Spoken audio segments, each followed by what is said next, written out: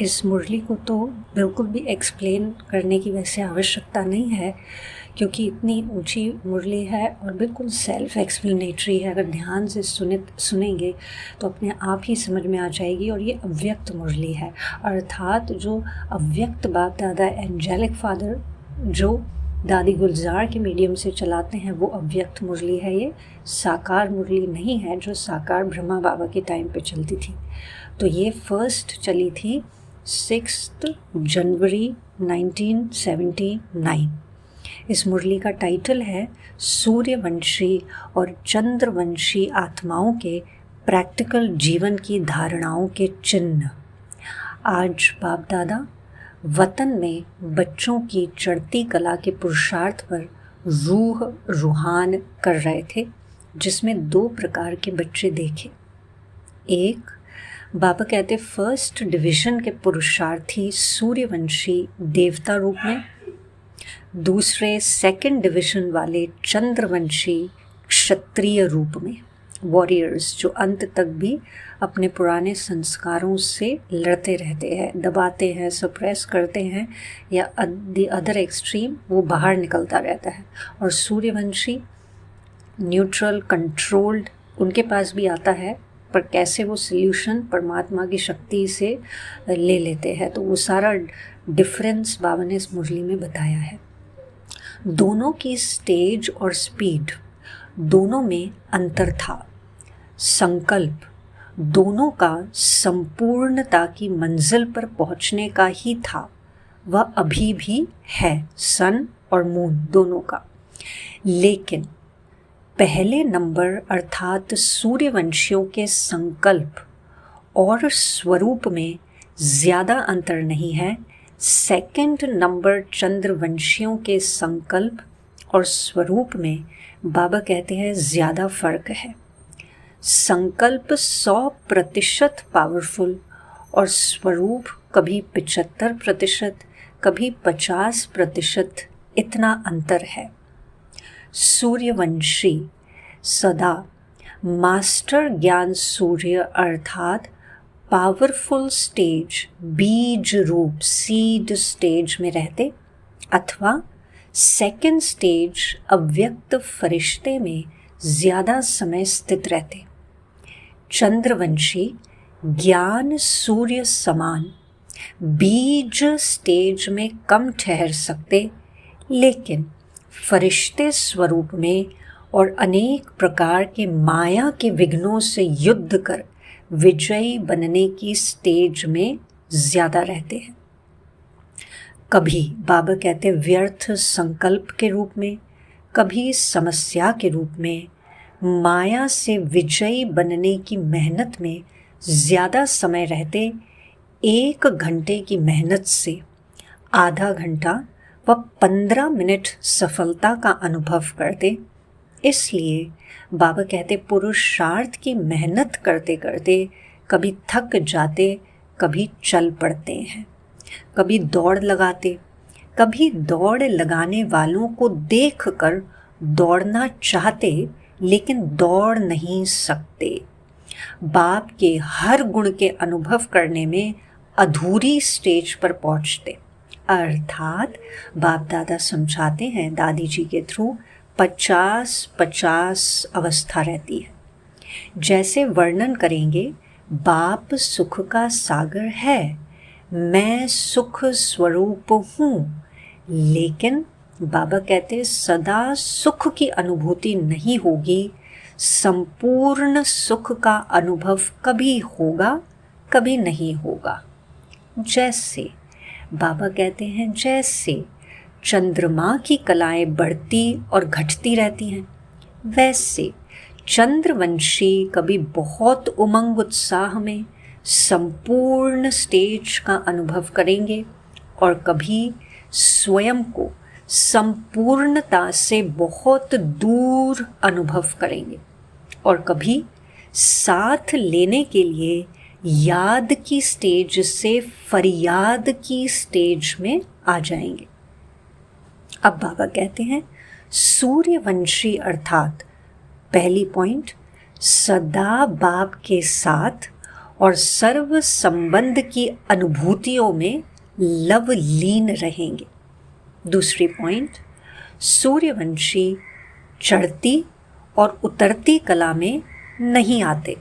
बाबा कहते हैं सदा चढ़ती कला अनुभव करते, जैसे बाबा ने स्पष्ट किया, जैसे सूर्य सदा प्रकाश स्वरूप अनुभव होता, कलाओं के चक्कर में नहीं आता। कब 14 कला संपन्न स्टेज, कब 8 कला संपन्न स्टेज हो, इतना अंतर नहीं होता। तीसरी पॉइंट, बाबा कहते हैं सूर्यवंशियों के आगे माया बादल की तरह सामने आती ज़रूर है, लेकिन बादल आता और जाता।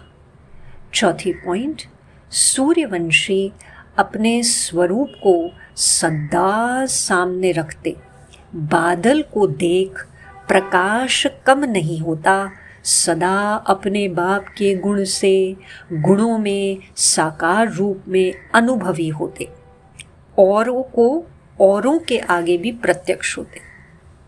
पांचवी पॉइंट, सूर्यवंशी सदा बेहद के सेवाधारी, स्वयं को लाइट हाउस माइट हाउस अनुभव करते। छठी पॉइंट, सूर्यवंशी का हर कदम साकार ब्रह्मा बाप के कर्म रूपी कदम के पीछे कदम उठाने वाले होते, अर्थात कर्म और पुरुषार्थ की गति में साकार ब्रह्मा बाप समान होंगे। सातवीं पॉइंट, सूर्यवंशियों का पहला कदम फॉलो फादर का होगा, मन बुद्धि और साकार में सदा बाप के आगे समर्पण होंगे। जैसे ब्रह्मा बाप की विशेषता देखी, इसी महात्याग से बाबा समझाते हैं महान भाग्य मिला, नंबर 1 संपूर्ण फरिश्ता रूप और नंबर 1 विश्व महाराजन। ऐसे सूर्यवंशी भी महान त्यागी व सर्वस्व त्यागी होंगे। बाबा कहते हैं सर्वस्व त्यागी का अर्थ ही है संस्कार रूप में भी विकारों के वंश का त्याग, विकारों के वंश का त्याग।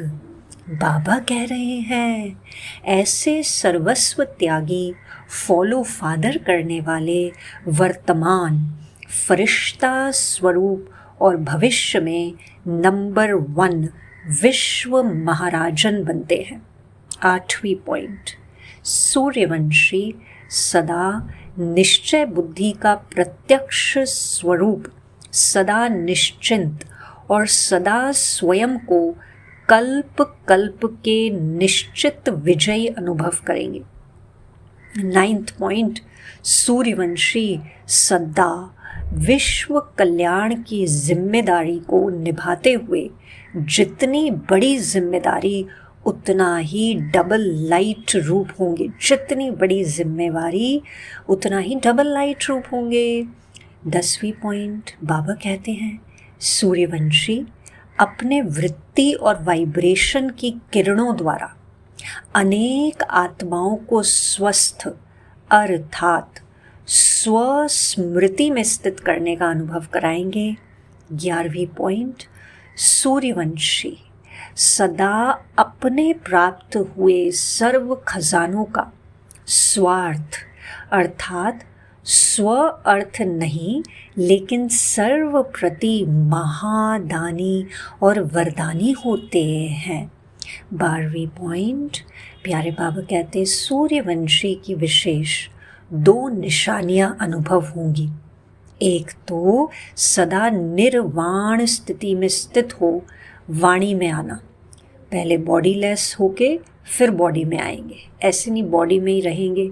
बाबा कहते mentally inner state of mind body less रहेगी और फिर वाणी में आएंगे। दूसरा, सदा स्थिति में स्वमान, बोल और कर्म में निर्माण अर्थात निर्वाण और निर्माण 2 निशानियां अनुभव होंगी।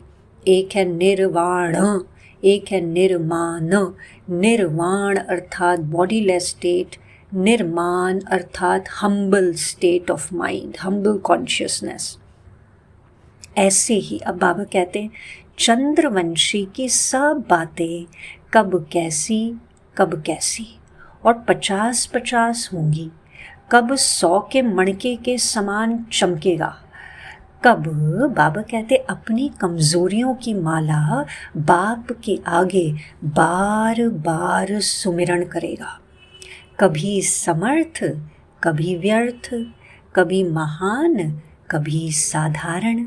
बाबा कह रहे हैं कभी अपने को अथॉरिटी अर्थात महावीर अनुभव करेंगे, कभी कहेंगे सहारा मिले, सहयोग मिले तो आगे बढ़ें। ऐसे बाबा कहते लंगड़ाते हुए चलने वाले अनुभव करेंगे।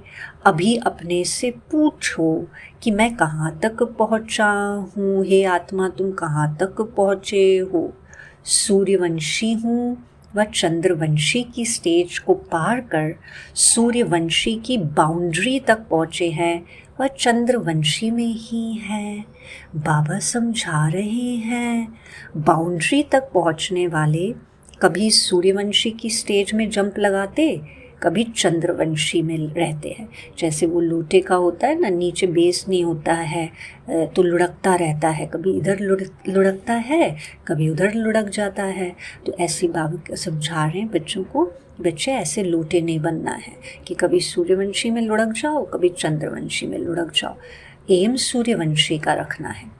बाबा कहते अब आप कहाँ हो वह चेक करो। तो बाप दादा कहते बाउंड्री पार कर सूर्यवंशी बने हो, समझा क्या करना है। अच्छा, अब बाप दादा याद प्यार देते हैं ऐसे स्वयं को सदा सूर्यवंशी के अधिकारी बनाने वाले, बाप के हर कदम पर कदम रखने वाले, बाप समान सदा फरिश्ते रूप में रहने वाले, मास्टर ज्ञान सूर्य बन विश्व को अपनी प्राप्तियों की किरणों द्वारा बाबा कहते अंधकार से रोशन बनाने वाले, ऐसे मास्टर ज्ञान सूर्य बच्चों को बाप दादा का याद प्यार और नमस्ते। हम रूहानी बच्चों का भी रूहानी बाप दादा को याद प्यार और नमस्ते। गुजरात के ग्रुप से बाप दादा मिल रहे हैं बाबा मिलन में। तो बाबा कहते गुजरात को सहज योगी का वरदान मिला हुआ है। गुजरात की धरनी सात्विक होने के कारण बनी बनाई धरनी है। बनी बनाई धरनी में बाबा कहते बीज पड़ने से फल सहज निकल आता है। थोड़ी बहुत भी तैयारी होती है तो फिर बाबा कहते बीज पड़ने से फल निकल आता है, एकदम बंजर ज़मीन नहीं है। तो बाबा कहते सहज योगी का ड्रामा अनुसार वरदान मिला हुआ है। इसी वरदान को स्मृति में रखते स्वयं भी सहज योगी और सर्व को भी सहज योगी बनाओ। मतलब खुद भी गॉड के प्यार में लीन रहते हैं और दूसरों को भी गॉड के प्यार में लीन कर देते। ये है सहज योगी। सदा विजयी का झंडा हाथ में हो। अब कोई ऐसे में झंडा नहीं है, झंडा लेके जा रहे हैं। ये तो बाबा सारी जितनी भी हैं फिर रिवाइज कर रहे हैं। ये तो स्पिरिचुअल भाषा है क्योंकि हम फिज़िकल ह्यूमंस हैं ना, तो बाबा ऐसे सब शब्द यूज़ करने पड़ते हैं, झंडा, घंटा। पर ये इनर स्टेट ऑफ माइंड है कि अंदर जो मन है उसमें सदा विजयी, विक्टोरियस। अब ऐसी विशेष आत्माओं को संपर्क में लाओ जिन्हों से सेवा का आवाज़ दूर तक फैले। बाबा कहते हैं ज्ञान के हिसाब से विशेष व्यक्ति नहीं, लेकिन दुनिया के हिसाब से जो विशेष व्यक्ति हैं उनकी सेवा करो। इससे बाबा कहते हैं स्वतः ही अखबार वाले, रेडियो, टीवी वाले आवाज़ फैलाते हैं। ऐसी कोई विशेष आत्मा निकालो, बाबा कहते जिनके आवाज़ से अनेक आत्माओं का कल्याण हो जाए। है इतनी मधुर आवाज़ हो उनकी कि उनसे अनेक आत्माओं का कल्याण हो जाए। तो बाबा कहते बाप दादा सदैव यही उम्मीद रखते हैं। अब उम्मीदों को प्रैक्टिकल रूप दिखाना, अब उम्मीदों का प्रैक्टिकल रूप दिखाना। बाबा कहते समय बहुत कम है और सेवा बहुत रही हुई है। अब सेवा का तरीका ऐसा हो जो एक चक्र से अनेकों का कल्याण हो जाए। अभी ऐसी स्पीड चाहिए।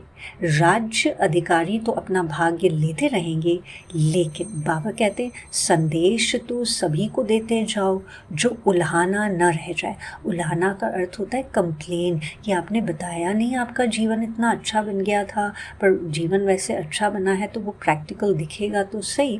तो बाबा कहते हैं या तो जीवन इतना अच्छा बना लो कि आपको देखकर फिर दूसरों को भी इंस्पिरेशन आए, तो उल्हाना नहीं रहेगी, कंप्लेन नहीं रहेगी कि अरे आप तो गॉड के बच्चे थे और हो और ऐसे क्यों हो। तो बाबा कहते स्वीट बनो तो अपने आप सबको संदेश मिलेगा।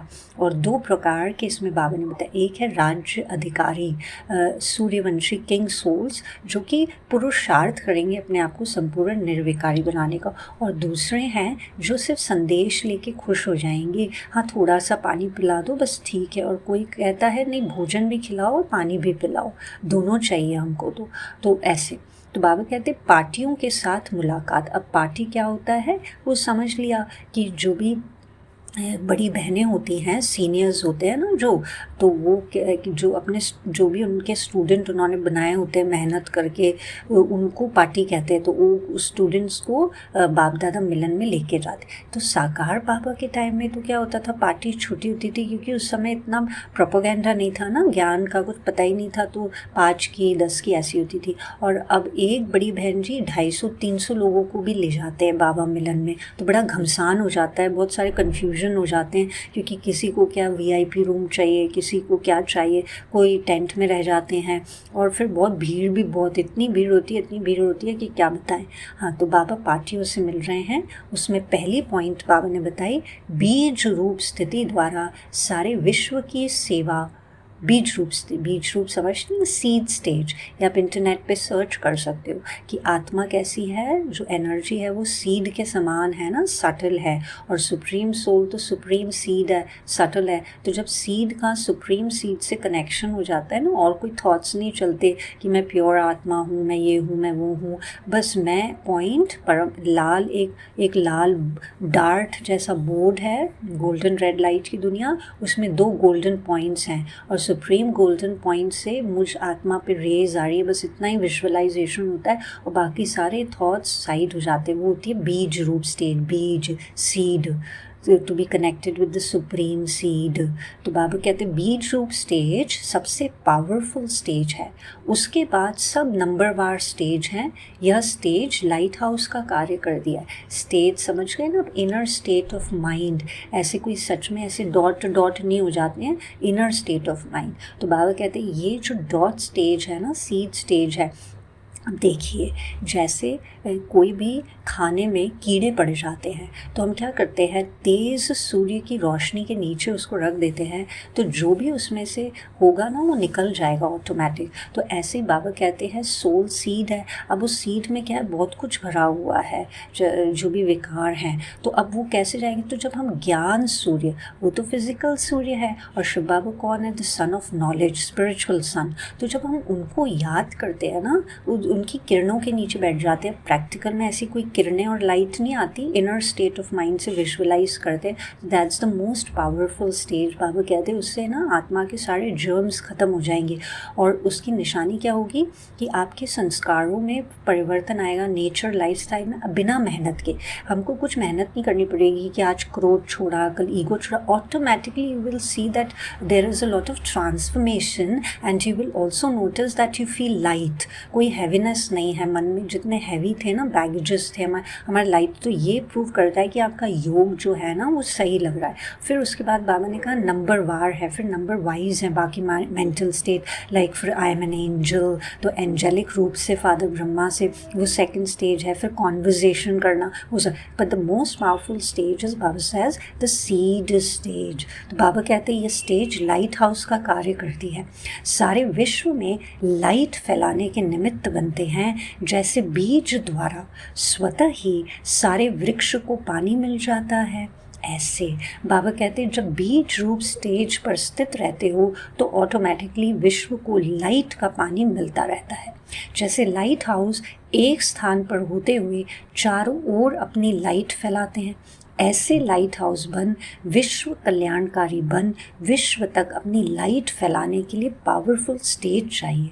बाबा कहते हैं जैसे स्थूल लाइट, फिजिकल लाइट का बल्ब तेज पावर वाला नहीं होगा तो चारों ओर लाइट नहीं फैला सकती, ज़ीरो पावर हद तक रहेगी ना। तो अब लाइट हाउस बनो, न कि बल्ब नहीं बनना है। बाबा कहते लाइट हाउस बनो। बेहद के बाप के बच्चे बेहद सेवाधारी, वर्तमान समय बेहद सेवा की आवश्यकता है।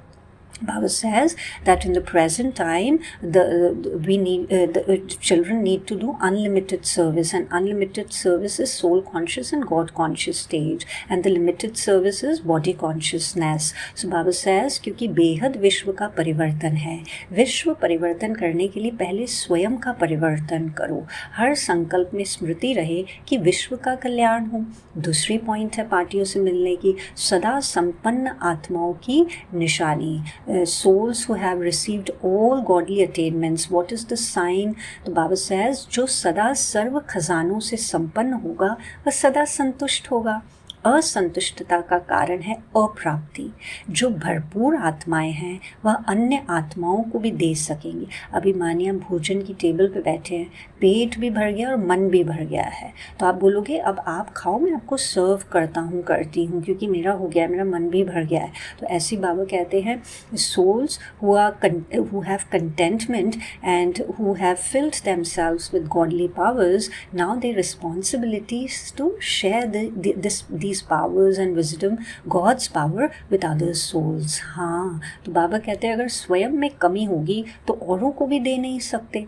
संतुष्टता अर्थात संपन्नता, contentment is equal to completeness. So Baba says जैसे बाप संपन्न है इसलिए बाप की महिमा में सागर शब्द कहते हैं। यह संपन्नता को बाबा कहते हैं सिद्ध करता है।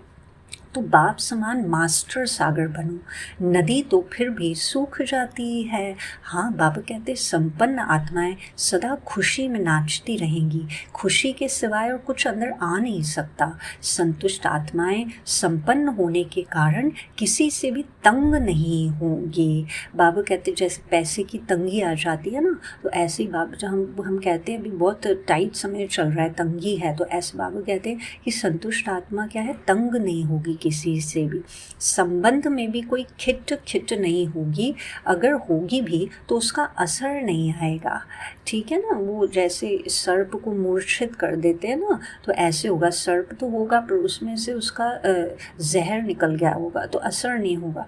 किसी भी प्रकार की उलझन या विघन एक खेल अनुभव होगा, समस्या भी मनोरंजन का साधन बन जाएगी, क्योंकि बाबा कहते हैं नॉलेजफुल होकर देखेंगे। वह सदा निश्चय बुद्धि होने के कारण निश्चय के आधार पर विजयी होंगे, सदा हर्षित होंगे। तीसरी पॉइंट है वर्ल्ड सर्वेंट समझने से एक रस स्थिति का अनुभव। बाप दादा को सदा सेवाधारी बच्चे याद रहते हैं, क्योंकि बाप का भी काम वर्ल्ड सर्वेंट का है। इस बाबा कहते बैठे बिठाए बच्चे भी पसंद हैं बाबा को, जो सारा दिन अच्छे बच्चे तो सभी हैं ना, पर बाबा कहते हैं और सभी सेवाधारी बच्चे हैं, तो सेवाधारी तो बाप को बहुत प्रिय है। जैसे बाप वर्ल्ड सर्वेंट है वैसे बच्चे भी। तो सर्वेंट को बाबा कहते हैं सदा सेवा और मास्टर याद रहता है। ठीक है, भले ही बाबा कहते हैं बैठ कर सेवा करो कि खड़े होकर करो कि कैसे दौड़ कर करो, पर परमात्मा को याद ज़रूर रखो, तो उससे क्या होगा, सेवा ऑटोमेटिक होगी। तो बाबा कहते हैं ऐसे सेवाधारी बच्चों को बाप और सेवा के सिवाय कुछ याद नहीं, इससे ही एक रस स्थिति में रहने का अनुभव होता है। उन्हें एक बाप के रस के सिवाय सब रस नीरस लगेंगे। एक बाप के रस का अनुभव होने के कारण और कहाँ भी आकर्षण नहीं जा सकती, यही पुरुषार्थ है और यही मंजिल है। बाप दादा सभी को तीव्र पुरुषार्थी की नज़र से देखते हैं। पुरुषार्थी रहेंगे तो भी मंजिल पर नहीं पहुँचेंगे। तीव्र intense effort maker, intense speed.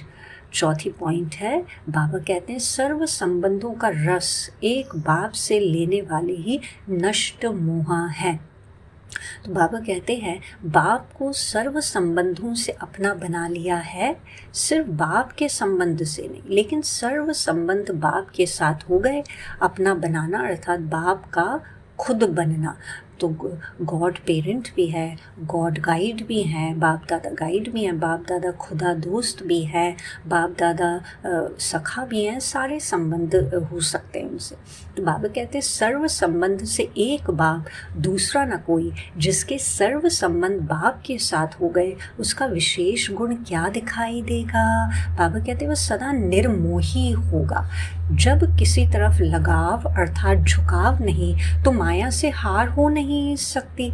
ऐसे नष्ट मोहा बनना अर्थात बाबा कहते सदा स्मृति स्वरूप रहना, एम्बॉडीमेंट ऑफ दैट अवेयरनेस। सदैव अमृत वेले या स्मृति में लाओ कि सर्व संबंधों का सुख हर रोज़ बाप दादा से लेकर औरों को भी दान देंगे। हर संबंध का सुख लो, बाबा कहते हैं हर संबंध का सुख लो, सर्व सुखों के अधिकारी बन, औरों को भी बनाओ। ऐसे अधिकारी समझने वाले सदा बाप को अपना साथी बनाकर चलते हैं। जो भी काम हो तो साकार साथी न याद आवे, पहले बाप याद आवे। ठीक है, बाबा कहते पहले साकार साथी न याद आवे, पहले बाप याद आवे, क्योंकि वो साकार साथी की क्या लिमिट्स हैं। और अगर पहले अनलिमिटेड फादर को याद कर लिया ना तो वो साकार साथी में भी थोड़ी शक्ति भर जाएगी। तो बाबा कहते सच्चा मित्र भी तो बाप है ना।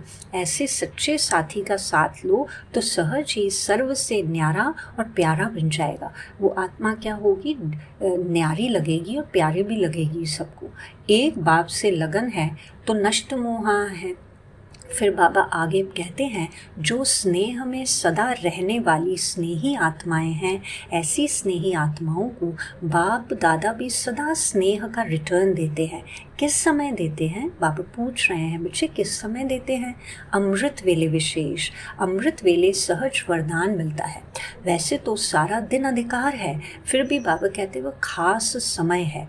जैसे विशेष टाइम होता है ना कि इस टाइम पर यह चीज़ सस्ती मिलेगी, सीज़न होती है ना, तो अमृत वेला विशेष सीज़न है, इसलिए सहज प्राप्ति होती है। बाबा पूछते सभी निर्विघ्न हो ना, योग का किला मजबूत करो।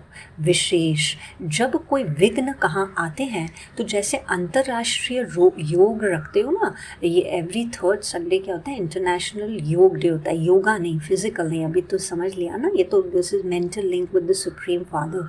तो every third Sunday global scale पे बाबा के हर घर में सभी ग्रुप में, संगठन में, गैदरिंग में विश्व वर्ल्ड पीस के लिए, विश्व शांति के लिए योगदान देते हैं। तो बाबा कहते हैं संगठित टुगेदर, तो टाइम पर एक साथ योग का प्रोग्राम रखो, पूरा जोन का जोन योगदान दे, जिससे किला मजबूत होगा।